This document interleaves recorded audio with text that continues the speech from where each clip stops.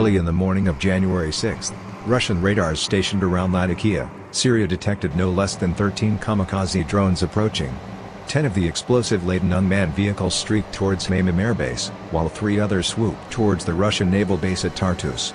Just a week earlier, Maymim had sustained a mortar attack that killed 2 personnel and likely damaged several aircraft. According to Moscow, electronic warfare assets allowed them to take control of 6 of the drones.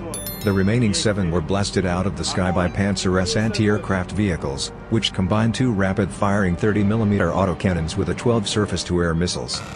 A poster presented at a Russian Arms Expo claims to detail additional activity by Russian military Pantsir-S in Syria, including the destruction of a number of drones around the naval base of Tartus, a Turkish Bayraktar drone in May, 3 Israeli Heron drones between April and July, and on May 27 an RQ-21A Blackjack, a roughly 100-pound recon drone used by the U.S. Navy and Marine Corps. It also lists intercepts of 3 unguided rockets around Maymim airbase, with the Russian government claiming at least 2 more rocket intercepts in December 2017. A Syrian Pantsir is alleged to have shot down a Turkish RF-4 Phantom reconnaissance jet in 2012, though it is also possible that a longer-range missile system was responsible. Pantsirs have also been spotted in territory held by Russian-backed separatists in eastern Ukraine. The Pantsir, armor or carapace, which is also known by the NATO codename SA-22 Greyhound, is descended from a line of Soviet-era weapons meant to protect tank battalions from air attack, starting with deadly ZSU-23 Shilka, which was based on the chassis of a PT-76 amphibious tank. In contrast to preceding self-propelled flak guns, the Shilka introduced an onboard radar to guide the 4 rapid-firing 23mm cannons in its turret, allowing it to rip low-flying jets and helicopters to shreds with little forewarning. In one action during the Yom Kippur War, Egyptian Shilkas destroyed 3 low-flying Israeli Phantom jets on an air defense suppression mission, and crippled 2 more.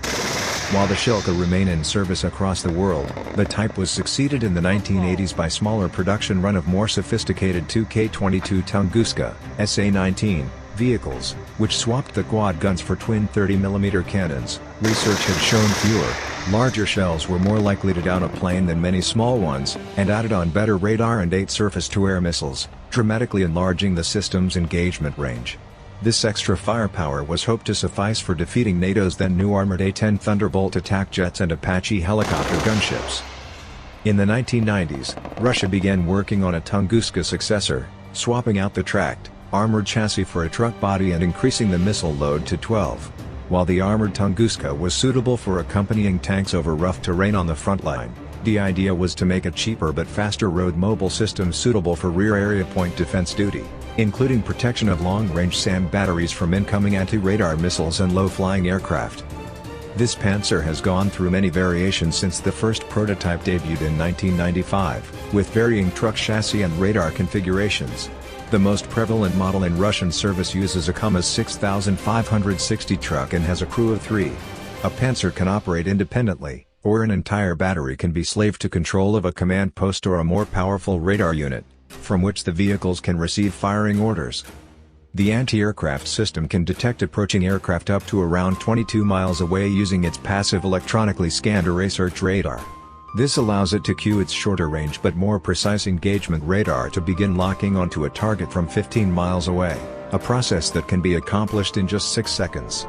Additionally, the Pantsir has an electro-optical tracking turret with multiple imaging systems including a thermal channel as a backup sensor, particularly if jamming impairs the radar's performance. Once a targeting solution is acquired, the Pantsir can ripple fire up to 4 missiles at 2 or 3 different targets at the same time, with just 1.5 seconds between each launch. A total of 12 are slung in launch containers on either side of the turret, and they can reach targets up to 12 miles away, and between near ground level and 50,000 feet high. The 57 E-6 missiles don't have any onboard guidance systems, but instead continually receive targeting data via radio from the launch vehicle until they detonate near the target while soaring at Mach 3, supposedly with an estimated 70% hit probability. If the missiles don't do the trick, the Pantsir can engage incoming targets with its rapid-fire 30mm cannons housed in its rotating gun turret. The two 838M cannons can rip out up to 40 rounds per second each, 2 or 3 times the rate of fire of most machine guns, and can hit aerial targets up to 2 miles distant. The Pantsirs in Syria have attracted less attention than long-range weapons like the S-400, because it's easier to avoid the smaller protected radius that the former defend. However, a Pantsir battery will typically be the lowest tier of multi-layer integrated air defense system, which also incorporates long-range high-altitude systems like the S-400, and medium-range SAMs such as the Bucor S-350. The short-range Pantsir serves as a final line of defense, as well as a counter to low-flying planes and helicopters, missiles, drones and even rocket artillery. This capability is crucial in the current age of guided missile proliferation. Reportedly, the Pantsir successfully shot down a cruise missile in a 2012 test, and hit targets traveling at nearly 3 times the speed of sound in a later test.